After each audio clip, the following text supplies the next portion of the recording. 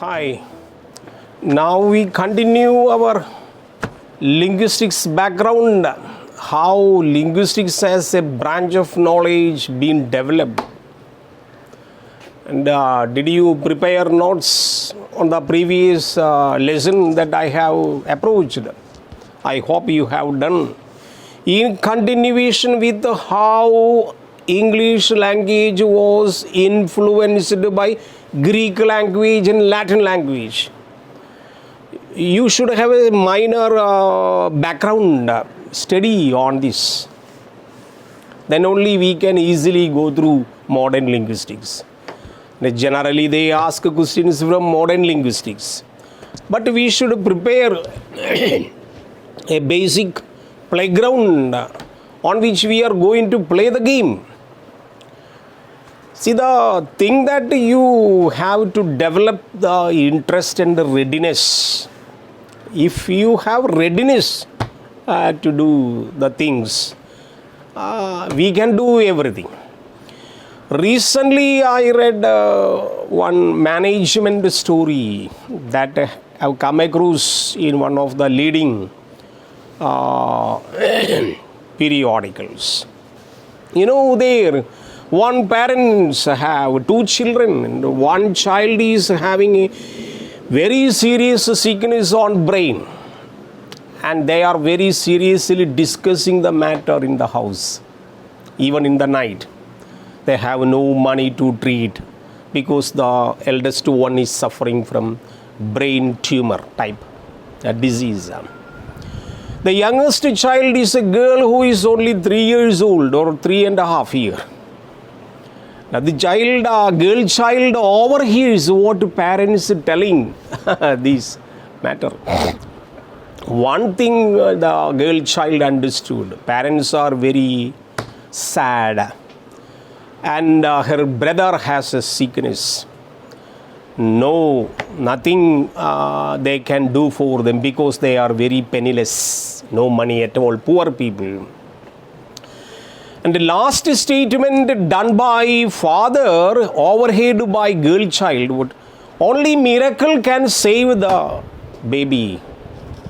Then the girl child was thinking about, what is this miracle? Is it any type of medicine? Anyway, the following morning, that girl child, she had a practice of putting coins inside a box. And this box was open. Some money, shackles of coins were there. She took and then ran to the medical shop. It's a managerial story. This type of stories you have to collect in your brain. Child went to the medical shop and handed over this money, some bundle of coins, and demanded medical shopkeeper, is there any miracle medicine available in the shop?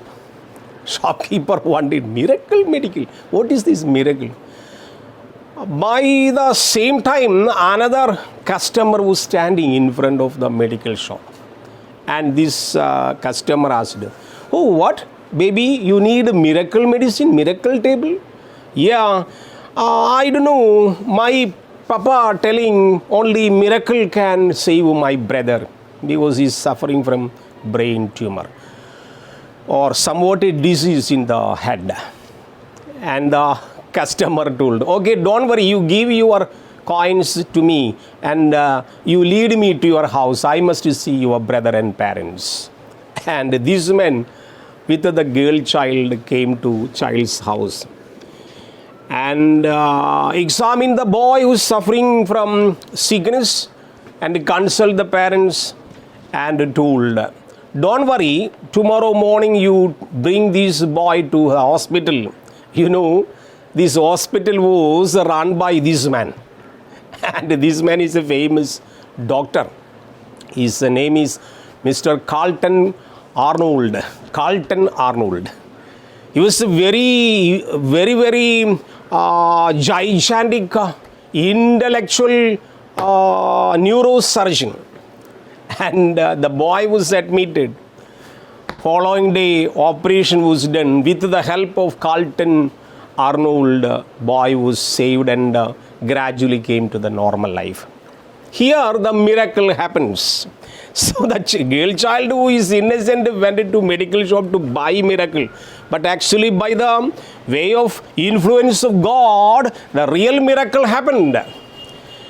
This is not a simple story that you can avoid. You have to keep in mind. If you are ready to work hard, you can achieve everything. That is why you used to say, aim at the stars on the sky, then you reach branches of the tree. That is a method. So you have to keep in your mind what is called.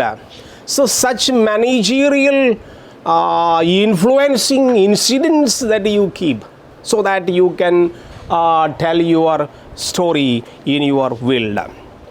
So see, the matter is called, now we reached to Roman period. What is called Roman period? How Greece influenced the English language, how Latin influenced the English language, and slowly what happened in the earlier stages, many stages. Basically all grammarians say English language is based on Latin language, and all the rules prescribed in Latin language influenced our English language. So earlier it was the first step Greek language, then Greek was much influenced by Latin, and by these two languages influenced our language, what is called English language. So during the period of Roman expansion, Romans took Greek language as a model. That you keep in mind, first point. All right, Romans took a Greek language model. One example, they took it as a model. Their language was Latin. It was very dignified language, but Greek was considered to be their model. And Romans language, what is called Latin language, depended on Greek language. The real methods and their steps, what all the things they have kept there. One Mr. Varro, all right, that you keep in mind, Varro, all right, he was a Latin scholar, has been influenced by Greek language. This Latin scholar studied, maybe called Latin linguist. He studied deeply, went inside, and this man Varro brought out several ideas, several stages of principles he took from Greek language. Like that, once you examine our language, what is called Latin and Greek language, so many influences you can see. What is to say more? The total pause, parts of speeches, and case system. What we studied the case system earlier, related to NGC, number, gender case. All this system we studied. This case system, what is called nominative case, accusative case, vocative case, genitive case, dative case, all these case system. Once you jump into Greek language, what you call Latin language, you cannot study systematic grammar without studying case system. So better to see case system. With the pause system, we have case system is the real basis of, real foundation of English language. Varro says, the scholar, Latin scholar Varro says. And after that, we call tense system, then tense system, gender system, number system. All these are dominated by Latin language. Proficiency of Latin then symbol of scholars. Slowly, the influence of Romans. What did you do? After Greek language influence, Latin language's influence, Romans affirmed that Latin language was the basis or consequence or result of Greek language's influence. And then slowly they came to medieval period. Medieval period dominated. Medieval grammarians are known as modiste grammar. All the people called modiste people. The grammarians' technical name is called modiste grammarians. Immediately after medieval period, slowly all they affirmed, all they understood the influence of Latin language. Without Latin language, English cannot stand, they affirmed. Then slowly, once you reached medieval standard, then after that, Renaissance period came. Renaissance period came. Then Renaissance people, what will be the 15th century? 15th century, Renaissance group came. They published several books on language. Now they studied. It is based on the classical works of Greek language and Latin language, now developed our English language. During this time, Renaissance period, we cannot easily forget what is called invention of the printing press. Invention of the printing press. Much goes in so many several drastic developments. All these developments enhanced our studies. Now slowly after medieval and Renaissance period, language study became Indian origin or Indian tradition. Alright, Indian tradition. So all people in the world were very eagerly watching how India, we have as many states, as many languages possible. So our country is just like a vessel of several equipments, like a vessel of several languages.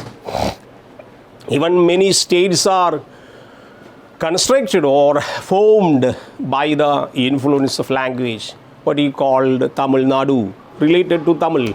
Malayali, Kerala, Telangana, Telugu, like so all the Europeans watched our country, India, being a center of many languages. So Indians' tradition, they look very seriously, comparing all the languages, their origin, that is related to the comparative philology. Alright, once they tried to study the languages comparison in India, this group they called comparative philology. Alright, comparative, alright, philology, alright, philology. This is important technical term. Comparative philology, we compare how English influenced by other languages, how Malayalam is compared to Hindi, or how Hindi is compared to Tamil. All this comparative philology, then they understood later, Indian grammatical tradition is superior. Why? Because we people belong to Indo-European group of family. So that you first unit you studied family of languages. So Indo-European family is a great group where you have 3000 to 3500 BC got mixed with so many other languages. So most in language family, so many countries belong to Indo-European family. So in this Indo-European family, all these languages we can consider together and take our comparison, we study comparative philosophy. Indo-Iranian branch, that Indo related to Iranian in Persia. So we have Sanskrit and Persian language connection. So Indo-European family is a group. Another one is German family, Germanic family. That is studied Germanic family, where you get English, Dutch and German together. So English language belongs to Germanic group, whereas in all Indian languages belong to Indo-European group. So then another one is Romance family, where you get Latin, French, Spanish. So one is Indo-European family, in the textbook given that you read. One is Germanic family, one is Romance family, then the fourth one is Slavonic family, Slavonic family, Russian language, Polish language, Czech language, all these considered. So four important branches. One is Indo-Germanic, then Germanic, Indo-European first, then Germanic, Romance family, Slavonic family. Then 19th century scientific study originated. Modern writers rejected all these traditional concepts. They developed what is a modern system. What all the comparison that you related to English or Hindi or Sanskrit or Greek? Not a matter of fact. We have to study deeply or intensively, then find the jewels. In 19th century, scientific studies, scientific researches happened. Comparative philologists look or what is called resembling words. There one law that is given in the textbook or you study somewhere, that is two important people. One is Grimm. All right, he called Grimm's law. All right, that you have to keep in mind. Grimm's law. Jacob Grimm. All right, Jacob Grimm. All right. He brought one big rule that he says some sounds, once you make an examination, some sounds will be reflecting in other languages for the same object. For the best example he took. All right, you take a F as a sound, will be connected with the per sound. Simple thing to understand. Fur sound will be connected with per, but the objects will be same. Jacob Grimm says. We'll take one example. English, you take father. Coming, father. All right, this is English Germanic influence. We get to father, fa. All right, then you consider to Latin, you will get to pater, pa. Same meaning, fa will be replaced by pa, pater, in Latin. You will write in Hindi, pida. All right, pa. Again, sound for the same person we call pida. In Sanskrit, we call pidra. All right, we call pidra. Pidar. What is to say more? In Malayalam, we call pidavu. Coming. So the same F, fa sound coming in father, English word, will be repeated by the influence. That will be changed into per, into different language. In the same way, mother, M-O-T-H-R, ma sound, ma, will be repeated everywhere. Mater in Latin, Mada in Hindi, Madavu in Malayalam, Madr in Sanskrit. In the same way, after Grimm's law, slowly they studied, repeated. We called Werner's law. Werner's law. All right, he is the critic of Grimm, Jacob Grimm. He told, he is Karl Werner, 1875. 1875. All right, Karl Marx. He said, Latin word sendum, sendum, center of Grimslow. He's a strong critic of Grimslow. He word sendum, C-E-N-T-U-M, sendum. All right, sendum is a Latin word, means 100. Sendum. All right, this the sound is here taken but no that much difference. As if Grimm pointed out, it will be changed into only d in English. This sendum will be translated into English 100. So t will be rechanged by d. No that much f. F is fricative sound. P is bilabial plosive. Bilabial p, p, f, f. P is bilabial plosive. Here, third, all as only voiced and voiceless difference.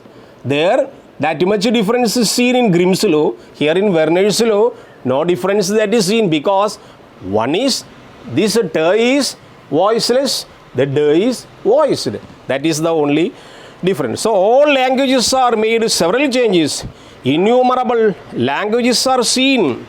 For example, Werner's law and Grimm's law that you have to keep in study. Means in order to get a sensible sentence, in order to get a beautiful sentence, we should be so careful that what type of influence you have seen. That is the importance of a real learning of linguistics. Linguistics, once you study linguistics thoroughly, your language will be polished. Your language will be very much dynamic, and you can face any type of problems in the field of language. For you take example, if meaning is not correct, how can you say? We'll tell you one example. Colorless. You take copy around this. Colorless, green ideas. Colorless, green ideas. Sleep furiously. Furiously. What is the meaning? What is the meaning? Grammar is correct. You can put out colorless, green ideas subject, sleep verb, furiously considered to be object. Grammar may be correct, but what is the meaning? Colorless, green ideas, sleep furiously. What is the meaning? No meaning at all. But that meaning part should be kept very important. That is why we call semantics as a topic coming in the linguistics. Semantic side. Once you people write it this way, colorless, green ideas, sleep furiously. What is this? Grammatically, word order is correct. Grammatically, sentence is correct. But semantically, sentence may be wrong. This type of examination, this type of analysis, what is to say? Colorless, green ideas, sleep furiously. Colorless, green ideas. Somewhat focus words that are kept there, which do not make a common sense. So, in order to give you common sense, you should make a sense. That the first class I had referred, grass eats cow. What is the meaning of grass eats cow? But cow eats grass is meaningful. Grass eats cow. Suppose if some people write, we should give mark. No. By we can say semantic part of the sentence is wrong. So we cannot provide mark. Grammar may be correct. In the same way, colorless, green ideas, sleep furiously. What is the meaning? Sentence is okay. Grammar is okay. Semantic part is not okay. We can summarize what two classes we have taken so far. All right. Some areas of what is linguistics I referred. Now we can say linguistics, basis. One area, what is called linguistics. All right, linguistics that you studied. All right. Then area that you study phonology, that you study in phonetics. All right, phonology. Then third area that you study morphology, that you study morphology, right? Already covered. Then fourth area we called syntax, different type of sentences, syntaxes. Then fifth area we call semantics. Semantics. So in linguistics as a topic, all the semantics coming. Then we call sixth area discourse markers, discourses. All right. So what is linguistics? Linguistics as a topic, all these areas coming, out of which you have to study some theories and some areas related to grammar. Example, morphology we studied related to vocabulary building. Syntax we studied different types of sentences. Semantics we studied different types of meaning which is available. Discourses that we study in spoken English. All these areas in a way, other way coming. So phonetics related to sound system, morphology, word formation, syntax, scientific sentences, sentence construction, semantic meanings, discourses, connected sentences, conjunction related. All these areas all together coming under the label linguistics. Then what is linguistics? Linguistics is scientific study of language. Scientific study of languages, not a particular language. So scientific study of all languages, that you should follow a particular system. So by next class we will deal with another topic, modern linguistics, all right, by which you have to keep a particular area of the notebook for preparations. All right, till that moment we make a goodbye. Thank you.